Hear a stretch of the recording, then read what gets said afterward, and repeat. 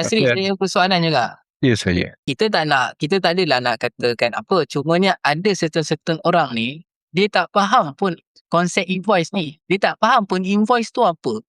Dan dia tak faham pun apa apa penggunaan invoice ni.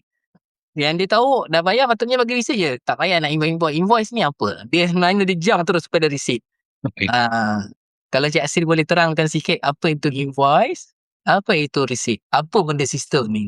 Okey.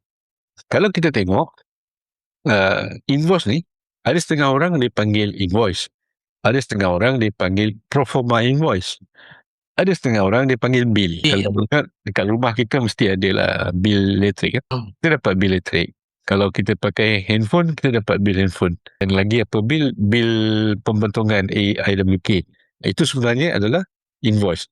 Invoice ni, dia adalah tu satu pernyataan yang menyatakan bahawa kita telah menggunakan perkhidmatan sekian-sekian dan kita perlu membayar beberapa amount sebelum tarikh wajib bayar. Itu tujuan invoice tu sebenarnya.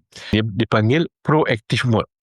Kalau yang tadi kita cakap bila dia bayar, dia keluar receipt, itu reactive mode. Tapi ni sebelum dia bayar, kita dah hantar satu peringatan, hantar invoice, surat peringatan, menyatakan anda telah menggunakan perkhidmatan ini untuk bulan ini dan kena bayar berapa amount sebelum berapa hari bulan. Kalau kelab sukan, sekolah, persatuan penduduk, jana invoice, secara tak langsung kita hantar reminder dekat ahli kita, dekat mak bapak, kena bayar yuran ni sebelum berapa hari bulan. Jelas sangat. Sebabnya, yang pasti, yang senang ceritanya, invoice ni adalah kita dah guna servis tu. Apa benda servis tu? Berbeza dengan quotation. Berbeza dengan quotation. Quotation adalah kita belum guna servis tu dan kita perlu setuju tak dengan harga. Bila dah setuju, kalau ikut flow-nya lah quotation, invoice, you bayar lah dan baru jana receipt. Takkanlah kalau tuan-tuan dah pergi kat servis tu, tuan-tuan dah jelas dah quotation apa benda kena bayar. Tak payahlah quotation tu dah. Dan kita jump kepada invoice.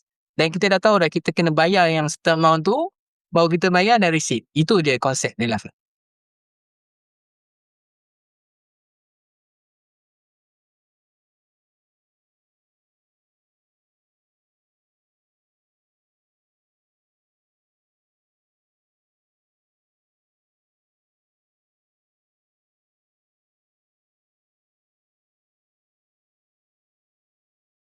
Kalau persatuan penduduk pula lagi best. Sebab selalunya persatuan penduduk ni, dia yuran dia sama je setiap bulan. Yuran persatuan penduduk, yuran security dan sebagainya. Dan dia tak berubah yuran. So, kita akan jana 12 invoice untuk 12 bulan dari Januari. Jadi, ahli persatuan, dia akan nampak 12 invoice dekat apps dia. Mana-mana yang ada duit lebih tu, dia bolehlah bayar 12 bulan terus, pilih app. Ataupun dia bolehlah bayar 3 bulan, 2 bulan. Kalau dia nak bayar sebulan, tiap-tiap bulan satu pun boleh. Pilih satu, bayar. Bila satu bayar. Kelebihannya ialah dekat bendahari. Bendahari cuma pening buat invoice pada awal tahun. Dan yang bestnya, kalau persatuan penduduk tak perlu pening nak jana invoice. Kami yang akan janakan. Kita tawarkan untuk persatuan penduduk, selalunya setiap bulan 12, tim-tim yuran yang akan janakan yuran invoice untuk persatuan penduduk selama 12 bulan. Jadi bendahari ni buat apa? Kerja dia follow up je.